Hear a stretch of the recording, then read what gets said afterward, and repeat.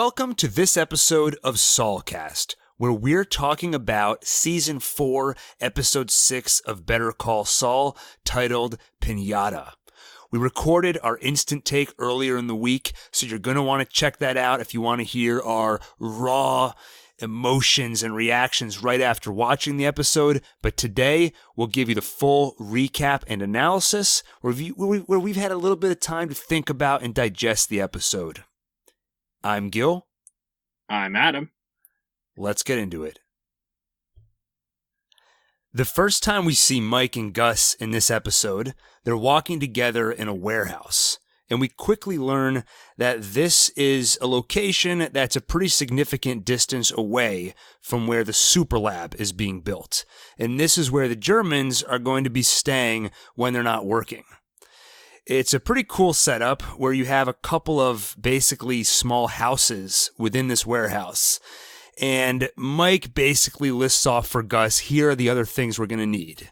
We're going to need weights. We're going to need a bar. Germans like to play basketball, so we're going to need a couple of hoops. His point is that we don't just want to keep these guys alive. We need to keep them from climbing the walls. He talks about the security they need to set up. And then eventually they're interrupted by Tyrus, who tells Gus that he has an infection and it's bad. They don't say it in the scene, but later we learn they're talking about Hector. And if you need a reminder of who Tyrus is, you'll recognize him from Breaking Bad. He's one of Gus's enforcers. He is the guy that was in the unfortunate position of being in the room with Gus when the Hector bomb went off. Hector bomb. So we know his fate later on. So this scene is mainly set up, I think, for what's to come in the future. Yeah, I really liked the warehouse with the two houses in it. It reminded me of like the Manhattan Project or something. Yeah, it seems like, you said it in the instant take, but it seems like it would be a fun place to hang out.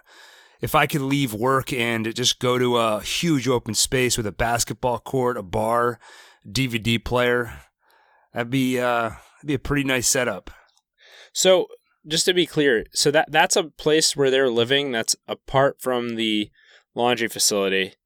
Do we know where it is in relation to the laundry? All they said is that it's a pretty far distance away. That they intentionally kept it pretty far away. A couple other things that you'll notice in this scene is Mike said that the estimate they got from Werner. So by the way, now we know the German's name is Werner, so we can start calling him that. The estimate they get from Werner on how long it's going to take to build is 6 months, which I took notice of because that's actually the same estimate that was given by the first French guy that came in as a candidate. I was surprised by that too, because we felt that the Frenchman was overpromising, and yet this seemed to be basically the same time span. This guy just seemed more serious. I think the difference was, even though their timeline was similar, Werner was a lot more upfront with the difficulties they're going to face, and then the timeline estimate came later. And Mike even comments, he says 6 months, so it's probably going to be more like 10 months. So they still think that he's maybe overpromising a bit, but he clearly knows the difficulty of what's ahead. The other thing I noticed in this scene is that Mike says they're going to need a treadmill, and he tells Tyrus, make sure to check wholesale because these guys will just destroy any consumer level treadmill. So this just furthers the point that Mike is an expert in everything, including proper treadmills. Yeah, how does he know that? I don't know. I've just accepted it at this point that he is just a consultant for all things. Just anything you need help with, Mike knows the answer. If you were him, you could just say something confidently and people would believe you. It might be better to just do that all the time. That might be it. And actually, I was shoe shopping the other day, and for some reason, people just started coming up to me and asking me questions. And I don't think they thought I worked there, because when they approached me, I was literally sitting down with one shoe off because I was in the process of trying on different shoes. But while I was sitting there, all of a sudden, these shoes come into my field of vision. This woman has thrust them into my face, and she goes, "These aren't good." I was like, "Excuse me?" She goes, "These aren't good, right?" And I go, "I wouldn't wear them." And then she asks me, "Well, how about those ones?" And she points at the ones I'm wearing. And I said, "Well, I like these ones."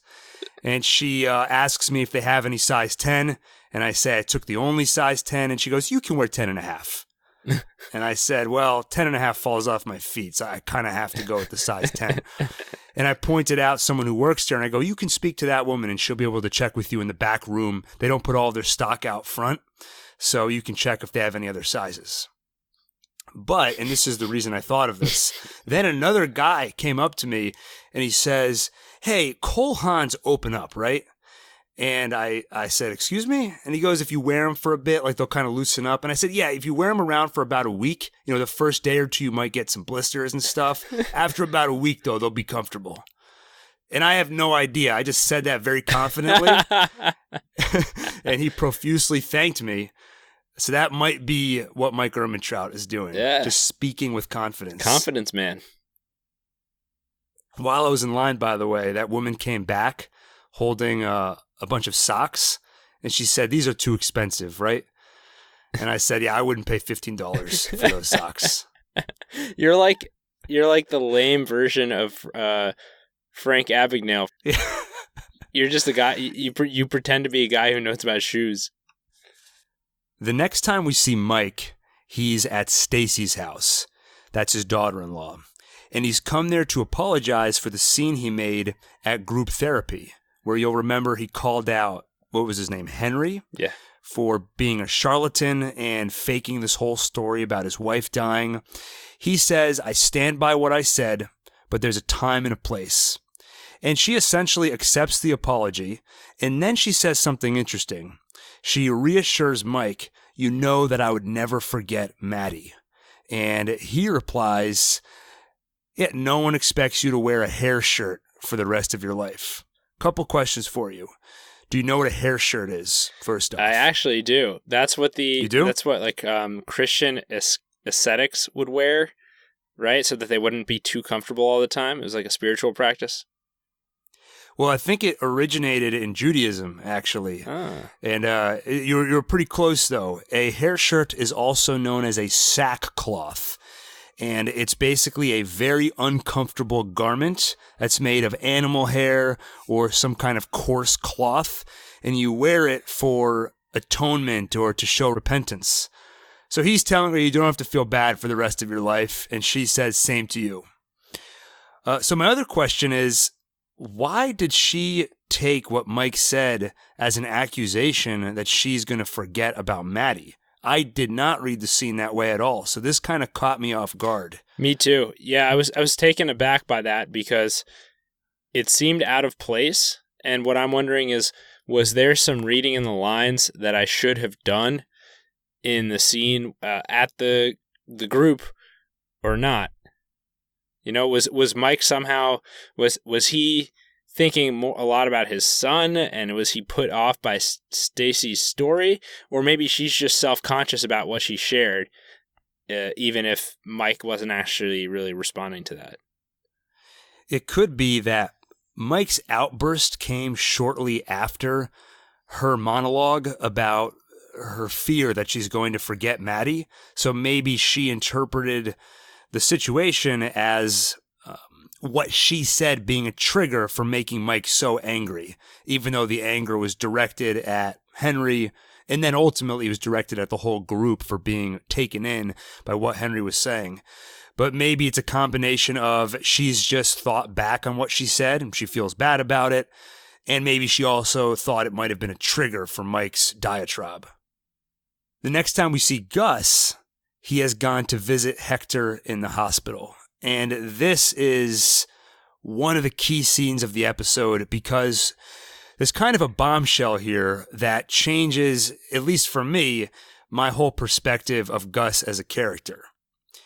Hector's still unconscious, and Gus just gives a whole monologue to Hector about how he's heard that from the doctor is that this infection might kill Hector. And even if it doesn't kill him, he may never wake up. And then Gus tells him a story about his life, how he grew up poor. And his family had this tree that never bore any fruit. But Gus became obsessed with this tree and he tended to it and eventually got it to grow fruit, which was delicious. His family ate from it. Eventually he started selling it in town. But one day, a bunch of the fruit was gone on the floor, half-eaten, and he suspected it was a coati, which is a type of, or Coati, which is sort of like a raccoon that you would find in Central or South America. So he sets up a trap. Are we sure it wasn't a chupacabra? You know what? Yeah, I think you might have said chupacabra. That's right. So he sets up a trap, and it catches the Coati, but it gets away. And then he hides at night for hours. His family calls for him. They can't find him, but Gus just waits in silence.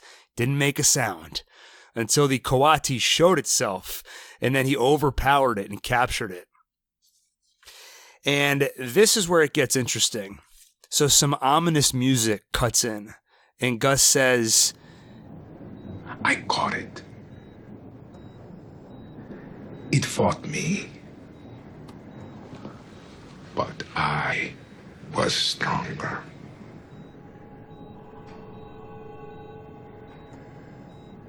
The merciful thing would have been to kill it.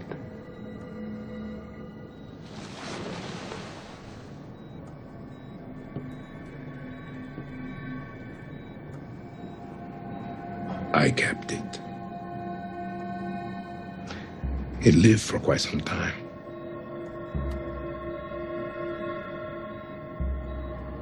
I believe you will wake, Hector.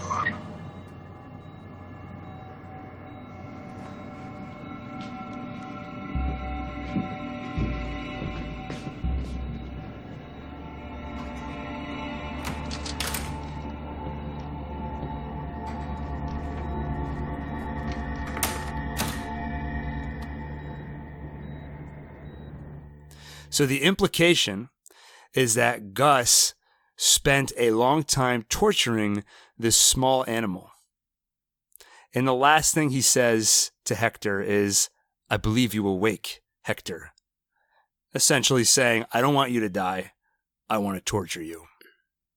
Yeah. So before I give my reaction, I'll pass it over to you and say, how does this change your perspective of Gus as a character? What do you take away from this scene?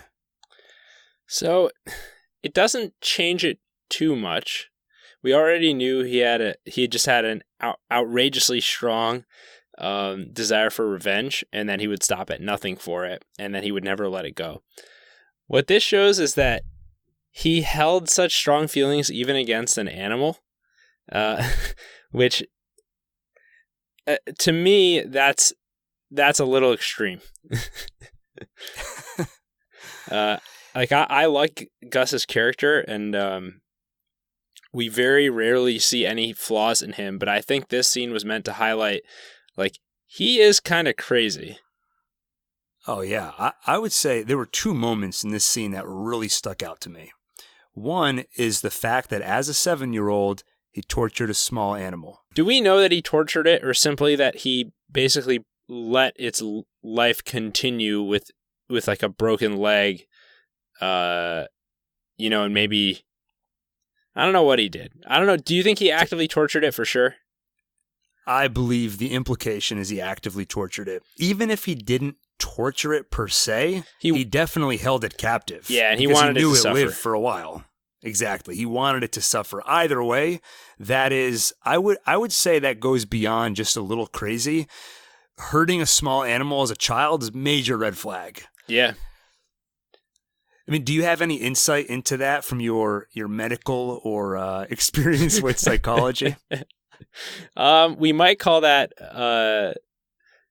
as a child, maybe conduct disorder. If as a full-grown adult, we'd call it antisocial. Antisocial? Antisocial. It sounds like It sounds like a mild term, but it's basically for people who will just commit crimes and violate the rights of others with no remorse whatsoever. I feel like you're letting Gus off the hook a little bit too much here, because I'll point out one more thing. So earlier this week when we recorded our instant take, I suspected that this story was made up by Gus purely as an intimidation tactic to Hector. But rewatching the scene, there's a few points throughout the monologue where Gus has this creepy grin on his face, like he's still proud of this achievement. Hector's eyes are closed. Even if he can consciously hear what Gus is saying, he can't see his face. So Gus has no reason to fake those emotions. So I believe the story, and I believe that he still looks back on those memories fondly. That smile said to me that he is borderline psychotic. He's a genius, but he is more messed up than I ever realized. Yeah, I think that's right. I always thought of him as just this evil, evil in his own way, but basically this genius who just was ultra focused on this one goal and would do anything to achieve it.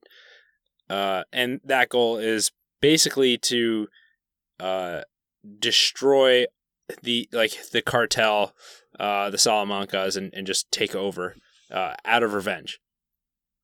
But now we realize it's not exclusive to them, this feeling. And yeah, it's disturbing. It is, because what you just said is information we already had. This adds the layer of just he takes pleasure in basking in the suffering of another life. Even an animal that obviously didn't know what it was doing. Right. And it's like when we watch him, slit Victor's throat, for example, back in Breaking Bad. The first time I watched that scene, I watched it with the sense of, okay, well, he knows this is something he has to do because Victor was showed up at the scene where, Gil was killed. And so it's just practical. It makes sense. And at the same time, he can do it in a really gory way as a method of intimidating Walt and Jesse. Now I watch it and I think, okay, yeah, it was for those reasons, but he probably enjoyed it too. Yeah. So I think we spent a lot of time on this scene, but it deserves it. Especially if you were like me and you thought that it might have been, fake the first time you watched it, that this monologue wasn't a true story. Watch it again with the assumption that he's telling the truth. And to me, that added a whole other layer to it. And I think the language of the show is trying to communicate that you are learning something about Gus here, especially if you pay attention to the way they use the score in this scene. It cuts in right when you would expect it to if they're telling you there is something seriously wrong with this man, more than you ever realized. Go back and watch the scene from Breaking Bad where the Hector bomb goes off and takes out Gus, because you'll see that scene as basically being a full circle wrap up of the scene we just watched here. Shot for shot, it's very similar. The way Gus gets up from his chair, the way there's a shadow covering just half of his face, very similar to what you'll see in the scene from Breaking Bad. All the way down to the context of him taunting Hector in a hospital or medical setting. And the way I interpret this is, we just spent this whole time talking about how the scene reveals some real deep flaw in Gus, pathology in his mind, and this scene literally foreshadows, on his face what's to come and what this flaw in his character ends up leading to. I'm a little annoyed at you for making me rewatch that scene, because I watched the face-off scene earlier today, and it is not a pleasant scene to watch. You kind of leave it feeling sick just watching him adjust his tie with half his face blown off. Yeah. And then it's just in silence, and you hear the smoke alarm ringing in the background, and there's just dust and smoke everywhere. The last we see of Mike or Gus in this episode is back in the warehouse. Werner's team has arrived. They are blown away by the bar. One of the guys goes and lounges on the couch. The key takeaway from this scene is that one of the workers, named Kai, seems to be a little bit of a troublemaker. He goes and grabs beer. Mike calls him over. Kai ignores him. Eventually, when he does go over, he very obnoxiously takes a swig of beer while Mike is talking. And when Mike tells them, call us with anything you need, he says, Kai responds, so when are the girls getting here? But Mike gives he says, anything within reason. So, what kind of girls do you think Mike is picking out for these guys? Mike is an expert in all things, so he will get them top of the line girls. Trust me. Mike is obviously concerned about this. Werner reassures him, and I love that Werner calls him Michael. He goes, Michael, they're good boys, which, what a great phrase. I love that he calls them good boys. He says, don't worry, they're good boys. Once the work starts, they'll get focused. Mike walks out of the warehouse, and you can see they've put in some pretty heavy security. To get out of the warehouse, he has to go through one door, look at the security camera, they verify his identity, open a door. He has to go through the same process again. Eventually, he gets to a trailer where there are some security guards watching everything in the warehouse through cameras, and he tells them, keep an eye on this guy. Keep an eye on Kai. Which is the next spinoff, I think. Need a guy? Call Kai. This Kai, he seems like a chump. Do you believe, Werner, that he'll get his act together? I want to trust Werner. He established so much credibility, and for some reason, I just trust most of what he says. So I want to believe, and my prediction is that Kai will turn out to be a good worker. So I think something has to go wrong. And they're showing us a lot of setup here. I'm sure it's not just for fun. This is leading somewhere. But I wonder if it's just going to go in a direction we don't expect, where Kai's actually going to work out. Something else is going to go wrong. Maybe somebody slips up and someone else catches wind of the work they're doing, so Mike has to cover it up. Maybe one of the people from Werner's team needs to be taken out because he's blabbing. I don't really have a solid prediction here. Yeah, I'm worried that at least one, if not all of them, are going to be killed eventually.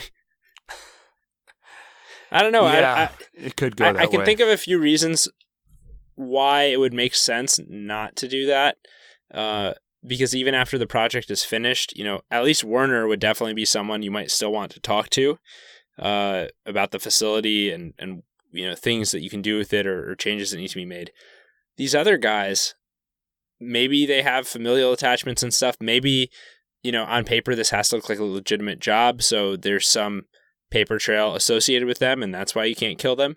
But if they're relatively anonymous, wouldn't it be in Gus's best interest to just eliminate them when the project is done? We don't really know all the ins and outs of his operation, so I think it's probably hard to say, but I don't know. It wouldn't be totally out of character. Although I guess we've never seen him dispose of anyone like that. That's what I was going to say. I don't think we've seen Gus eliminate people just because it would be convenient. Usually it's because they've wronged him or they've done something malicious. So it would feel a little out of character to me if this team was eliminated purely because they finished the job and we wanted to make sure they don't talk after this. Yeah. I don't think it'll go that way. Yeah, I don't think so either. I'm a little worried, though, just because I like them. They do a good job of making them likable, except for Kai. Well, and he's likable in his own kind of mischievous way. Not to me. I don't suffer fools lightly. So Kai is... Well, that wraps up the Gus and Mike story for this episode. Couple things to chew on there. A lot of setup. We'll see where it goes over the next few episodes. But I'll pass it over to you for some other good stuff this episode. The Kimmy storyline. Our favorite couple. Last episode was a flash forward to Saul just after or near the end of Breaking Bad. In this episode, the cold open is a flashback to Jimmy while he's still in the mailroom. And we see him going around HHM basically collecting people's bets for this Oscar night betting pool that they have going. He and Kim seem to be working on it together. They're having a lot of fun. And everything is going fine and dandy until Kim starts discussing this case that HHM just won. And Kim is really impressed by it, and she's trying to explain it to Jimmy, and Jimmy just doesn't really care. He's much more interested in the Oscar thing and just kind of having a good lighthearted time with Kim. Then on top of that, they bump into Chuck, and Kim is just totally... Fangirl. She was fangirling. Yeah, she's like a Chuck groupie. And you can tell that this obviously rubs Jimmy the wrong way. Kim, I think, in part is doing it because it's good for her career, because at this point she's still a law student. And it seems she's legitimately interested in this stuff. Yeah, Chuck won a case that was considered unwinnable, and he did it by referencing some obscure case law. So she's super impressed. And she was explaining it to Jimmy. I found it personally very confusing and hard to follow. So I was relieved when Jimmy said to her, "Oh, hold on. Can you just give me the headline or the short version or something like that?" Yeah, I think we could all relate to Jimmy. So when you watch this cold opener at first, you think it says more about Jimmy than it does about Kim, because we already know that Kim is an accomplished lawyer. We see Jimmy, after all of this happens, go into the library, presumably to study for his law degree. I thought this scene was giving us a little bit of a window into Jimmy's motivation. We've seen some of it before, but it felt like him going into the library was a direct response to maybe he was feeling a little bit, his self-esteem was a little bit hit by how much Kim was gushing about Chuck and how great a job he did. So Jimmy walks away thinking, all right, I'm going to go learn the law. I'm going to be better than Chuck, or I'm going to be like Chuck. I don't know if we already knew when Jimmy and Kim first met, but what this shows is they've known each other for a really long time. If Kim was still back in law school at this time, I don't know how long her career is at this point, but this is substantial. Yeah, they've known each other a long time. It was kind of interesting to see the dynamic between them before they were in a relationship. You can see they were friendly, didn't really pick up on heavy flirtation, so I don't know if they'd evolved into that point of their friendship yet. I also didn't remember how much Kim looked up to Chuck, but this scene, like you already pointed out, she was very impressed by him. And there was also an element of, trying to impress Chuck by knowing the case law. She said something to him, "Hey, did you consider this angle?" He was, "Oh, it's very impressive. We did look into that, Kim." So, part of it's just about her career, but she seemed genuinely impressed by Chuck and really looked up to him.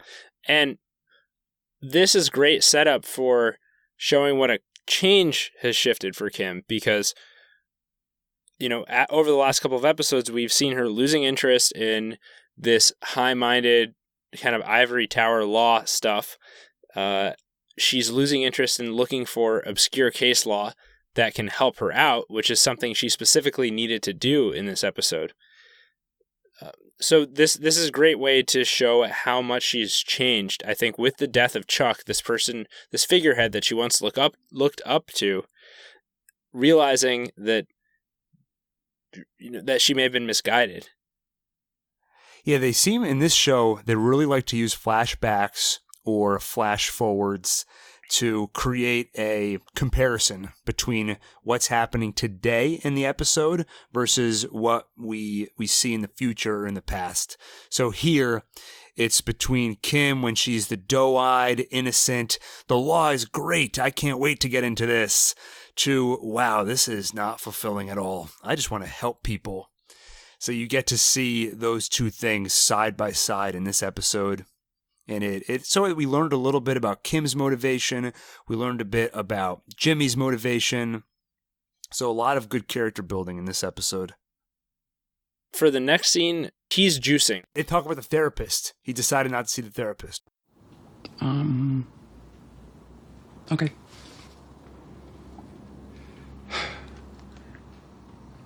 I thought you already decided to go.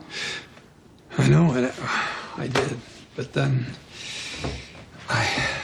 time went by and I kind of calmed down and I realized it's just not for me. Why not? It's just not. I don't think that navel gazing is going to get me where I need to be. Yeah, but how do you know? Unless I try, it just doesn't feel right. I need to be moving forward, you know? And now I got this job, and I'm kind of on a path, and just want to give this a try. Is that okay? Sure. Yeah, of course, Jimmy. Yeah, listen, I know you wanted me to go. You have to do what's best for you. You can tell she's obviously disappointed. And he says, I need to get through this my own way. Is that okay? And she says, yeah, of course. Just shortly after he says that, this is all happening right in front of that aquarium, which keeps on showing up on the camera. And it's definitely not a coincidence at this point. When they're deciding, if they're going to get dinner that night or anything like that, you see some bubbles float up from the aquarium, and Jimmy goes, "How about sushi?" One of our listeners, Tom, emailed in with this little subtle pickup that he had, and I rewatched it, and I thought that was a great catch. It was just really funny. Yeah. Yeah, it was kind of a throwaway line the first time I watched it. Let's get sushi. And I paid attention to it just because they so often talk about what they're going to have for dinner. They seem to like Thai food a lot. So all I thought was, they're changing it up. They're going for sushi. But once you realize he looks at the fish right before he says that, it's pretty hilarious. Yeah. And I've been thinking a lot about what the fish represent on this show, because they either have Jimmy feeding the fish or the camera's panning over to the fish in the fish tank. And I still can't tell you what exactly they mean, but I have my eye on it. Okay, let me try and draw a connection. Every time Jimmy wants to do something nefarious, reaching out to the vet, he uses the fish as an excuse. My fish isn't feeling well. When he calls the vet later this episode, he comments on, "Don't worry, I'm taking care of the fish. I'm feeding him every day." So maybe the fish represents the dark path towards Saul Goodman. Why fish, though? I don't know. That's as far as I can go with this. I buy it. We got to figure this thing out. If Kim wants to save Jimmy's soul, that fish has got to go. When he's gone, she needs to flush it. It's either him or the fish. You need to make a choice, Kim.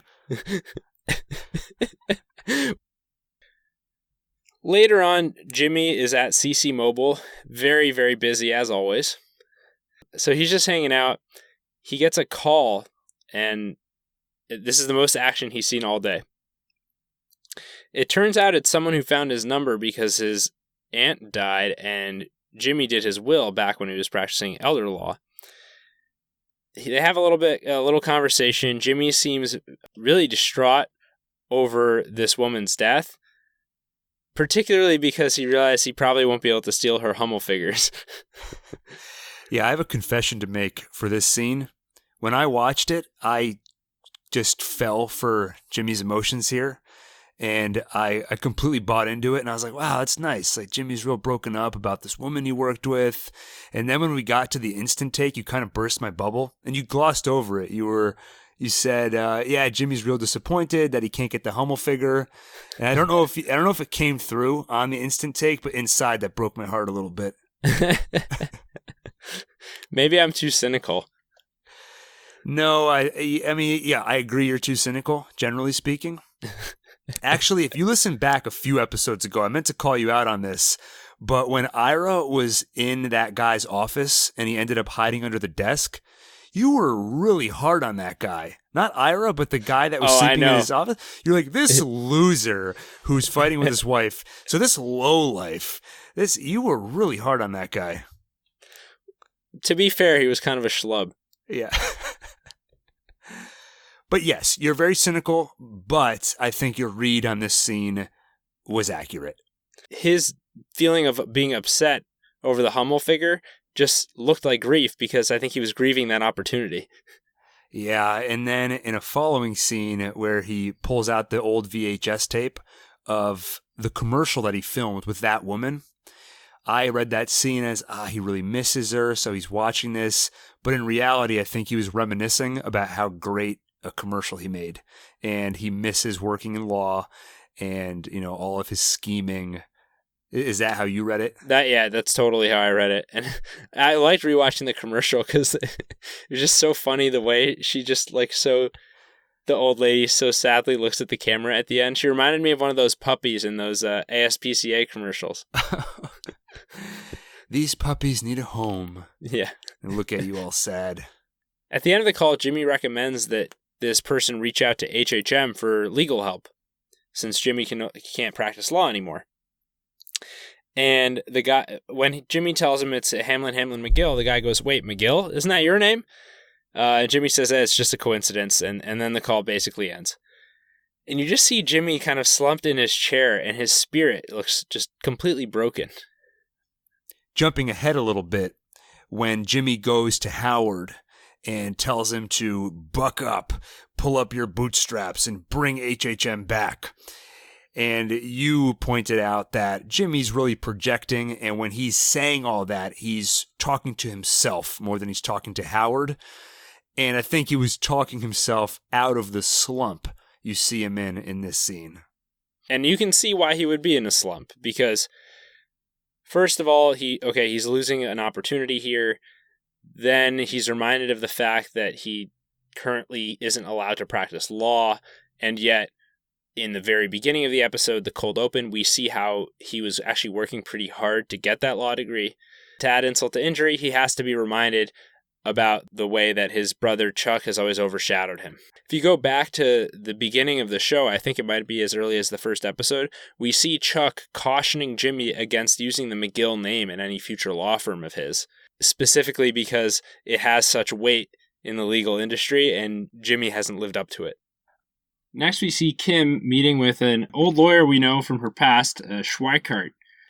And it seems like she found a way to tone down some of her responsibilities with Mesa Verde while pivoting into a more lucrative role and finding a way that she can still practice the criminal law, which she's been more interested in lately. It sounds like an ambitious plan, and time will tell if it works, but it seems like the gist of it is she's going to spearhead this banking division with Schweikart and Coakley, and they're going to make her one of the partners of the firm. So it's going to be Schweikart, Coakley, and Wexler, which I can't imagine three worse last names to just squeeze together. It is a bit of a mouthful. Schweikart, Coakley, Wexler. Yeah. Sounds like someone just put a whole jar of peanut butter in their mouth.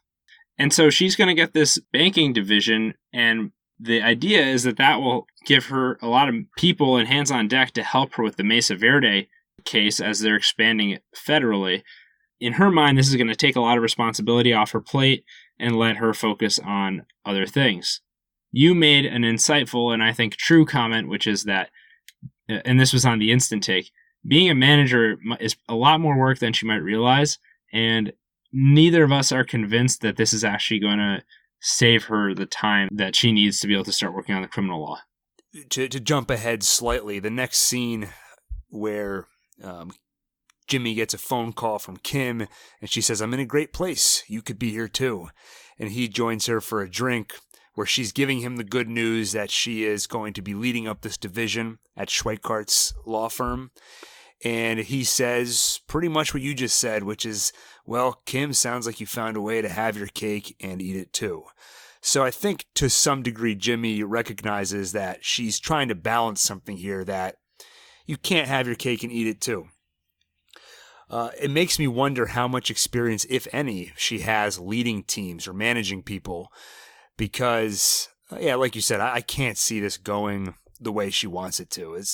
It might work for a short period of time where she'll be able to do this pro bono work, really help people, and then hopefully the folks that are working on her team can manage the Mesa Verde case. Might work for a week or two, but pretty soon there's going to be a fire drill. Something's going to go wrong, and she's going to have to get more hands-on. Maybe she's not going to have the best team in the world, and so she's going to have to find better people to work for her. But I think it's going to be a rude awakening for her, and I'm worried about where this is going to take Kim. Me too. And this gives me even more appreciation for the opener of today's episode, because this scene also contrasts really well with the opener, because in the opener we see her as this bright-eyed, bushy-tailed, naive law student. And what if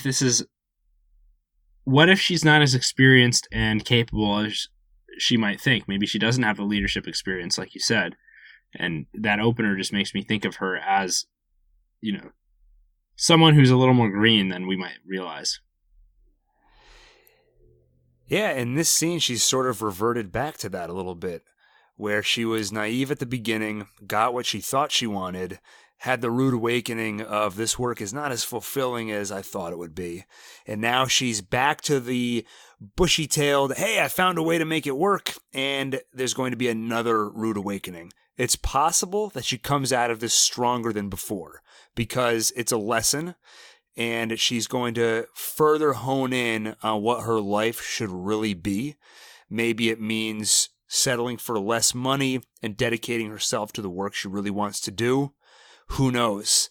So it could go very poorly, and then she gets out of the situation stronger than before, or it could destroy her.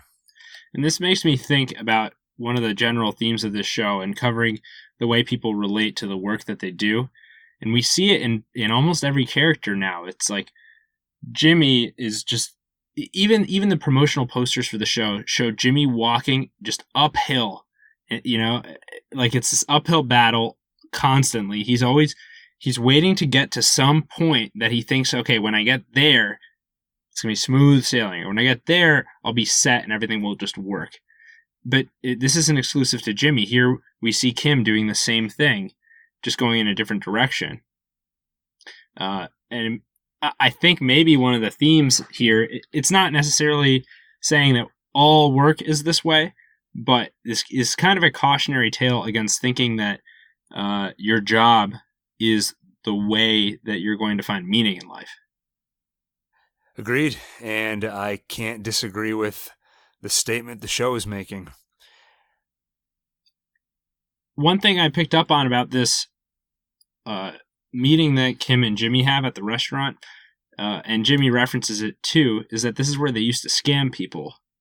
They would trick people into thinking that they had some wealthy investment opportunity, and they wouldn't do it for the money so much as just for the thrill and the free drinks that they would get out of it.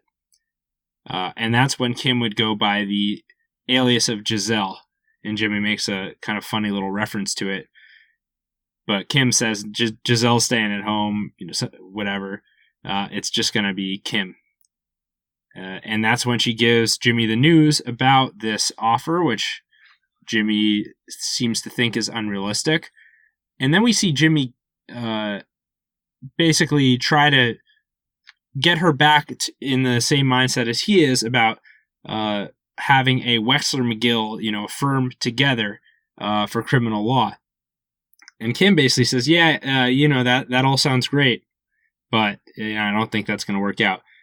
And so Jimmy abruptly gets up, and I was just imagining he was going to go to the bathroom, but he ends up standing in the doorway to the kitchen of the restaurant, and he's like breathing heavily, he's clutching his stomach, and he looks just sick. He looks crushed. Yeah.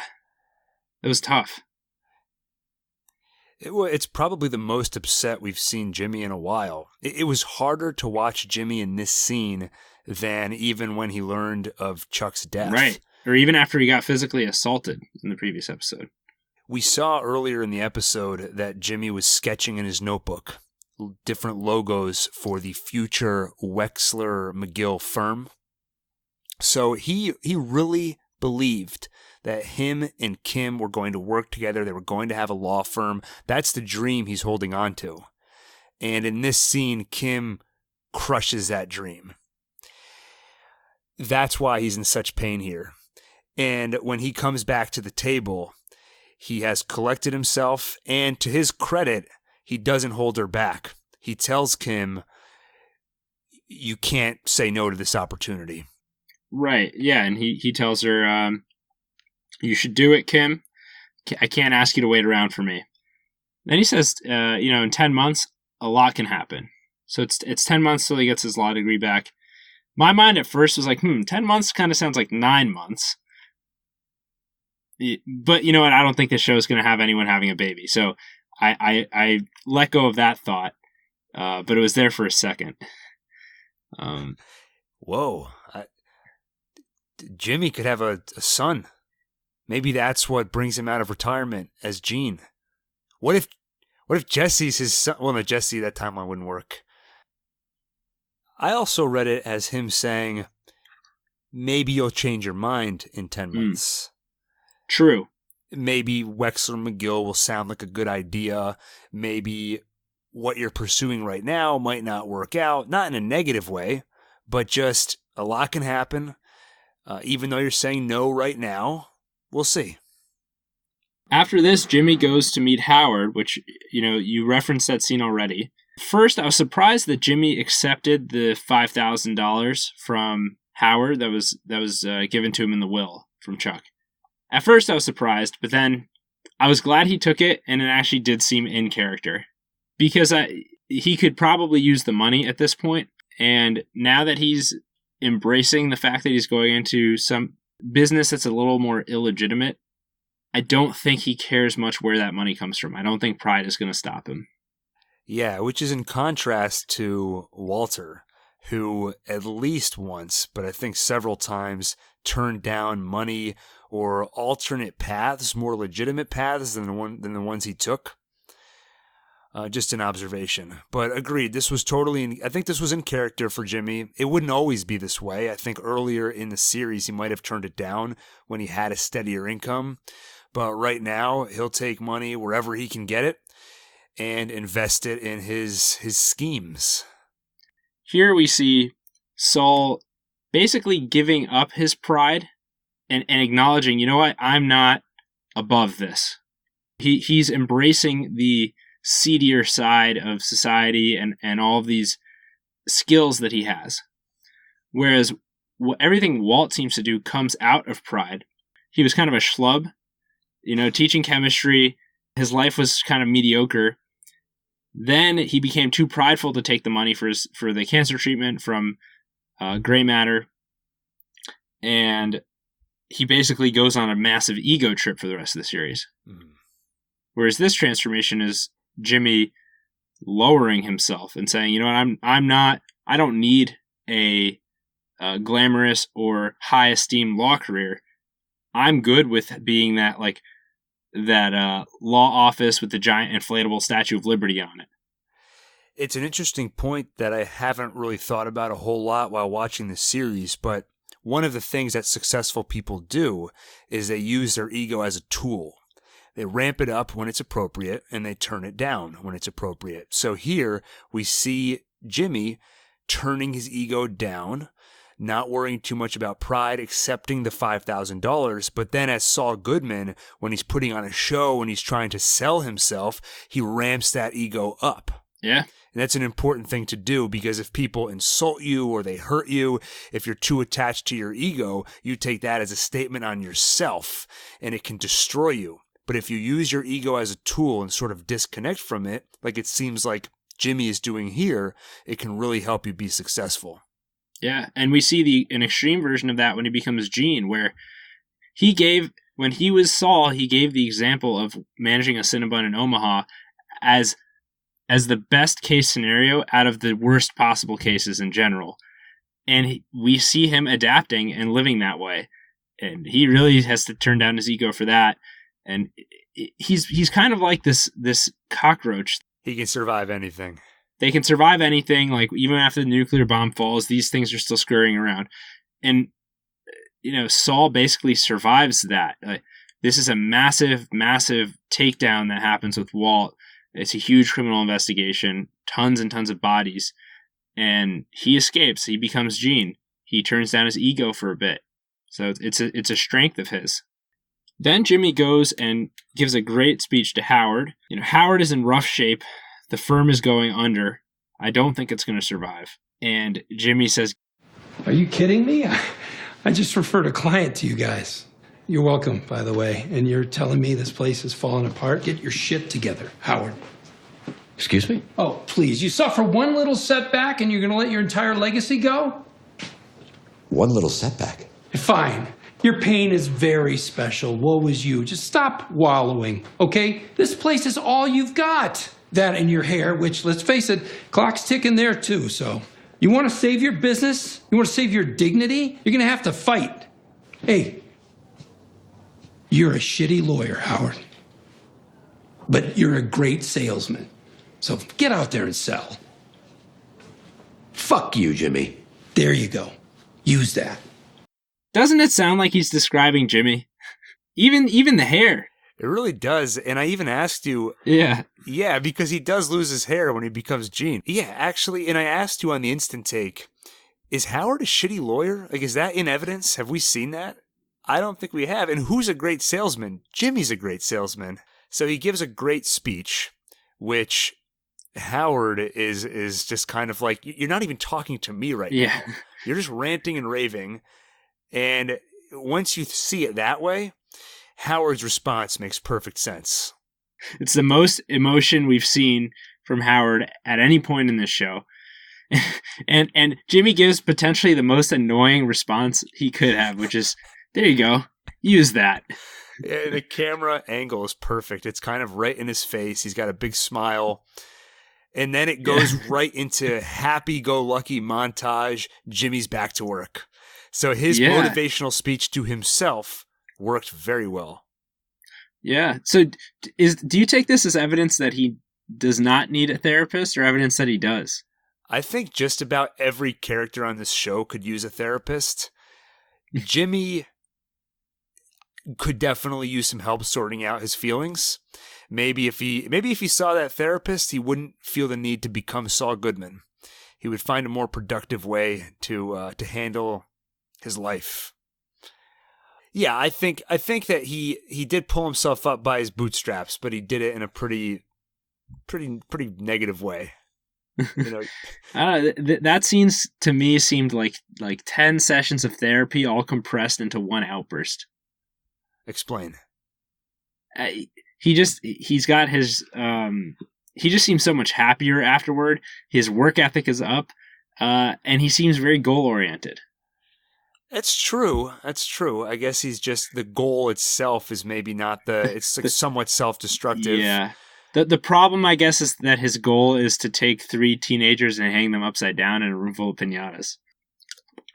Next, Jimmy's bringing all of these burner phones into the nail salon. He gets a big delivery on this crate, and they do such a great job just showing him going one after another, carrying just a big handfuls of them until they are all in the nail salon, and which we haven't seen in a long time. So it's funny to know that he's still renting that office space. We did see it last episode, I think, but that was the first time in a while. And it's a good place for him to, when he's done with all those burner phones, he gets to have some cucumber water, cool off a bit. He stacks them all up on his desk, and then the lady who owns the nail salon starts arguing with him about how he can't keep all those burners in there. And he tries to justify it. She's saying it's a fire hazard. So then he just gives her a phone and asks her, to stop bugging him, basically. And she takes the bait, but then says, get-rich-quick schemes never work. Yeah, and she was right. Yeah, she's definitely right about that. One last thing I noticed about this scene, more shots of a fish tank. Damn. It's got to mean something. Everywhere. These fish tanks are everywhere. There's a lot to dig into there, and one day I'm going to rewatch this series with a particular eye toward the fish metaphors. I think we've got our project here. Grab a couple Red Bulls. We're going to stay up all night. We're going to look like Charlie from It's Always Sunny in Philadelphia. Papers on the wall, dots, strings connecting all the dots. We're going to get to the bottom of this fish situation. That's right. There's a massive conspiracy here, folks. We're going to uncover it once and for all. Now we see Jimmy in his red tracksuit, which can only mean one thing. It's phone time. He's taken to the streets. Phone guy is back. And Jimmy found the guys who mugged him. I was very relieved about that, because if there was one thing I wanted, it was for him to take vengeance. So first, he offers all 3 of them He says, I'll give you $100 every night if you just leave me alone. Every night that I'm out here selling phones, you just leave me alone and you'll get it.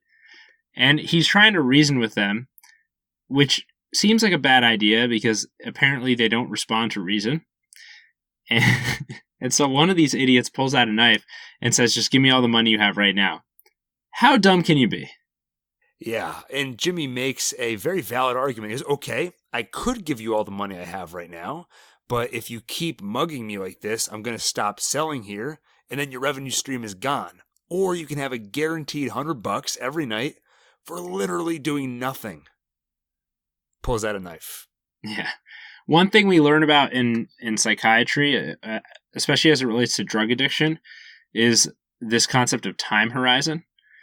And the more of a drug problem you have or some kind of addiction, the more likely you are to have a very short time horizon, meaning it becomes really hard for people to think and plan beyond the range of a certain amount of time. And if it's bad enough, it could be not even more than just a day in advance.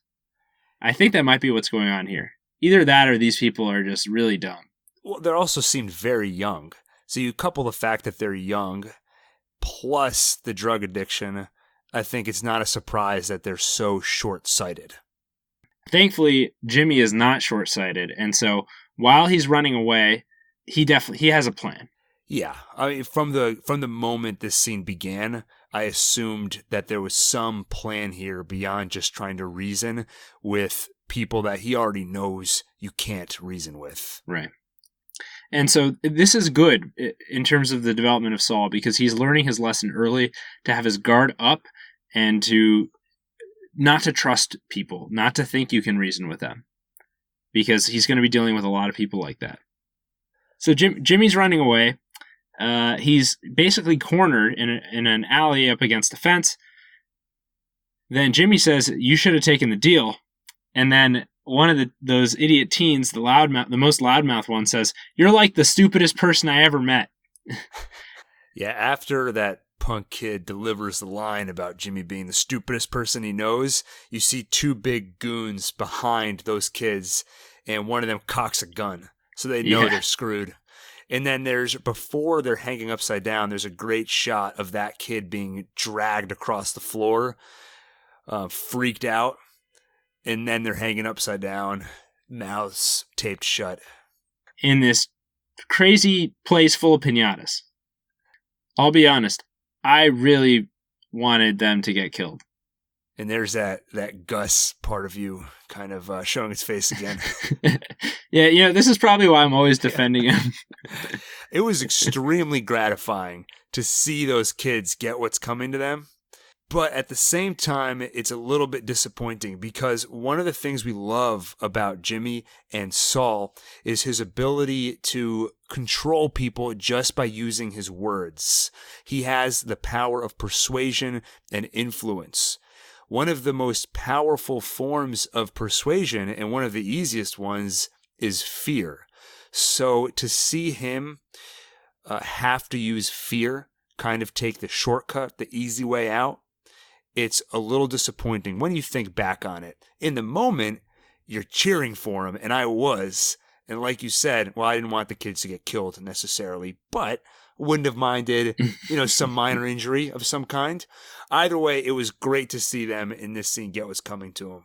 And I was really impressed with the camera work, too. They kept doing these shots where the camera was upside down, and so the teens look like they're right side up, but they're still suspended from the ropes. A very interesting way to look at this situation. Yeah, it kind of reminded me of The Dark Knight, when the Joker is captured and he's hanging upside down from a wire. They did a similar effect where the camera was upside down, swinging with him. It really just makes you feel sort of what the character is feeling, kind of disoriented and uneasy. It's something I haven't seen used that many times, but very effective typically. Very well done. And so these two people that were helping out Jimmy, one of them was Huel. Yeah, I thought the other guy was Ira, and actually I think in Tom's email, one of the things he pointed out is that we might have been wrong about that. All right, Adam, you're back. You've verified the identity of the other goon who is not Huel, who I thought was Ira. Turns out. Yeah, it turns out it's a character who we have seen in season 1 of Better Call Saul by the name of Man Mountain, who at some point seemed to work with Mike. Is his first name Man and his last name is Mountain? Yeah, it's a cool name. Man Mountain? Yeah, I like that name. Man Mountain from Better Call Saul versus The Mountain from Game of Thrones. Who wins? Yeah. Jimmy does a great job intimidating these little punks. He basically says fast or slow. And I don't know what he's talking about. And he says, do you want to do this fast or slow? And, implying we're going to beat the crap out of you one way or the other. And they're trying to apologize and they're begging him to let them go. And Jimmy says to spread the word that I'm off limits. And the most loudmouth punk, he says, all right, don't mess with the cell phone guy, all right? We know that. We're going to tell everyone. I like that Jimmy's getting this cell phone guy reputation. It suits him. Yeah, I hope we get to live with it for a while. That at least partway into season 5, he's cell phone guy. Do you think this will work? Do you think this will help establish his reputation as off limits? Yeah. I do think so. And I almost wouldn't even be surprised if we see those kids again in the capacity of actually helping him. Yeah. Maybe we'll see an example of somebody going after Jimmy and they stop it. That's actually what I thought was going to happen when he first approached them, was he was going to maybe try to get them to sell for him, or maybe not sell for him. That would be a dumb move, but I thought he might have some kind of task they could help him with. Beyond just do nothing and leave me alone. Yeah. Turns out he does have a task for them, which is to spread the word that he's not to be trifled with. And the whole time he's talking to them, in the background, Huel and Man Mountain are... I can't say that name. Huel and Man Mountain are smashing piñatas with their bats. Yeah. And every time they do that, the kids kind of squirm because they think that the next hit could be them. And Jimmy starts to pretend that he's nervous. He's like, guys, I think they get it. We can stop. But they keep smashing piñatas. He's like, guys. All right, well, what am I going to do? And then one of them takes a bat and swings it and stops just before it hits the kid's face for maximum intimidation. That whole thing was very impressive. Huel's technical skill with the bat, the ability to just stop right in front of his nose, very good.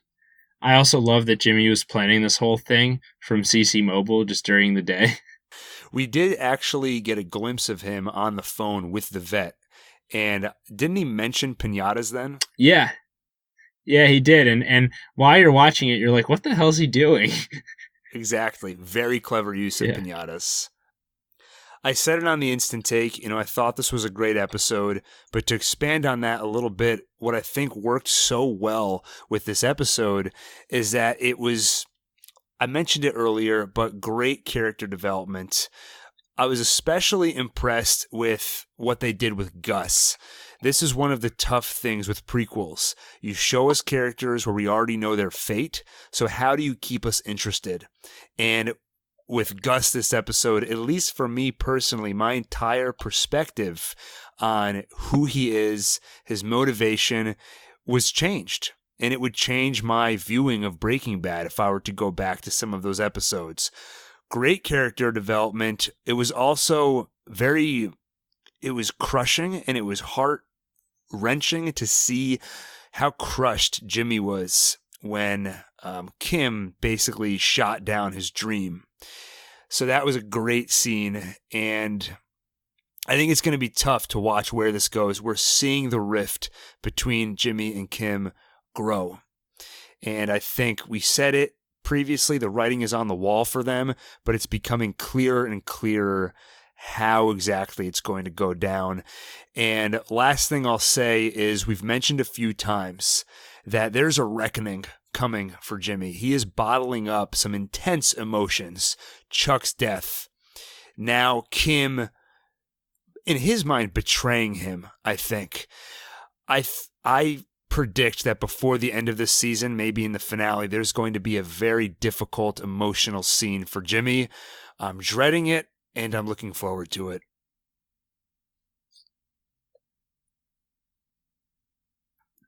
I'm Gil.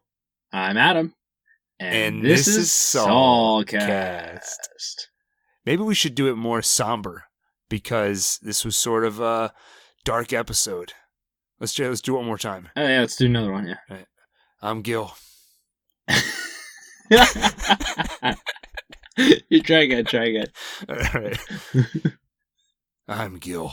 I'm Adam. And this is Saulcast. Woo. We're always looking for tips from the audience, things you picked up on. You know, the show is so full of symbolism, and you know how much we like to talk about it. We can't pick up on everything, so anything you've noticed that you want to share with us and the rest of the audience, just email us at saulcastbros@gmail.com, and we'd love to feature your comments here on this podcast. We find your insights really interesting, and we would love to share them with everyone else who's listening. If you have any theories about the fish, especially, please write in. You'll save us hours of work to get to the bottom of this. Yeah, we don't have all day to just sit around watching this show exclusively to pick up on fish symbolism. We'll do it if we have to, but we would love it if you were to write in with some of your thoughts. You point us in the right direction. This is why crowdsourcing was invented. You can also find us on Twitter @SaulcastPod. Follow us, tweet at us. You'll get a shout out on the show. If you have an aquarium at home, send us a picture of the fish. We can feature it. The fish of Better Call Saul fandom.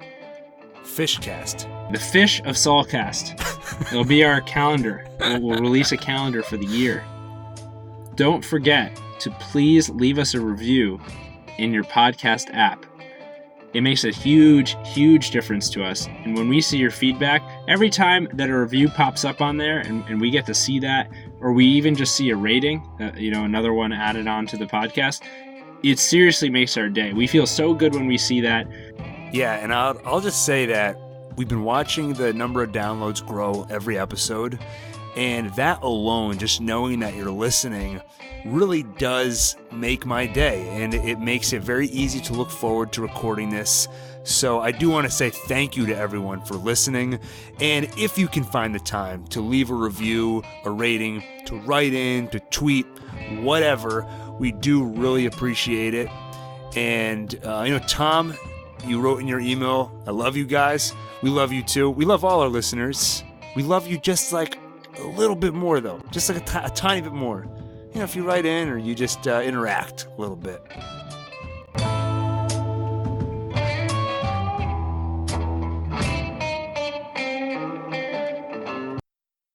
What's his name? The handsome lawyer. Howard.